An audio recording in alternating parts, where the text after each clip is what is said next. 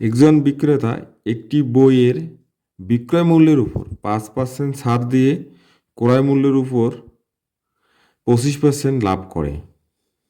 যদি ওই বইয়ের ক্রয় মূল্য 380 টাকা হয়ে থাকে, তবে ওই বইয়ের বিক্রয় মূল্য কত লেখা ছিল? আচ্ছা, যাই হোক, যখন ক্রয় মূল্য দেওয়া থাকবে, এইরকম অঙ্কে যখন ক্রয় মূল্য থাকবে, তখন আমরা এই পদ্ধতিটা অবলম্বন করব। তো খেয়াল করো, এখানে আমাদের ক্রয় মূল্য দেওয়া ছিল 380 টাকা।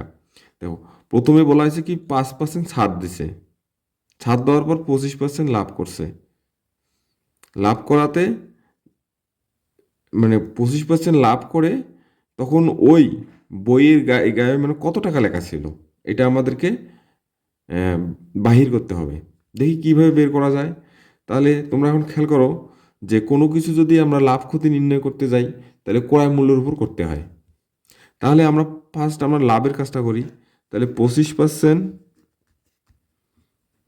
লাভে, তাহলে 25% লাভে মানে কি, 100 থেকে 25 যোগ হবে 125%।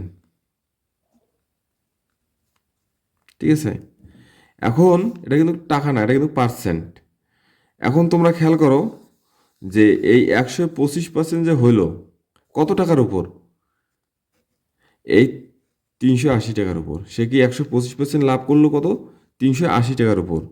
তাহলে আমরা লিখতে পারি 380 এর 125%।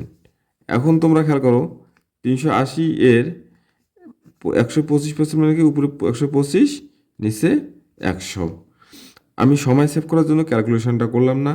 তাহলে হচ্ছে কত, 475 টাকা। এখন এই 475 টাকা আমাদের কি লাভ হইলো।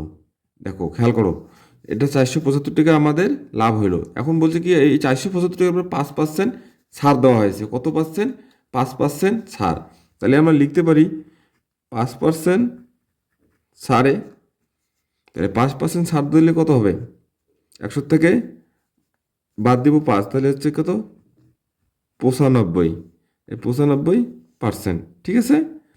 এই 95%, এই 95% কত টাকায়, কত টাকার উপর, এই যে দেখো 475 টাকার উপর। তাহলে আমরা এখানে লিখতে পারি, যেহেতু আমাদের 95% সমান সমান, আমরা লিখতে পারি 475 টাকা। 1% সমান সমান আমরা লিখতে পারি, 1% হলে কম হবে, কম হলে ভাগ, ভাগ নিচে হচ্ছে কত, 95। 100% সমান সমান হচ্ছে বেশি, উপরে গুণ হবে, নিচে 95। আচ্ছা, এটাকে ক্যালকুলেশন করলে হবে 500 টাকা। এটা হচ্ছে উত্তর, মানে হচ্ছে ওই বইয়ের গায়ের মূল্যে লেখা ছিল কত টাকা, 500 টাকা লেখা ছিল।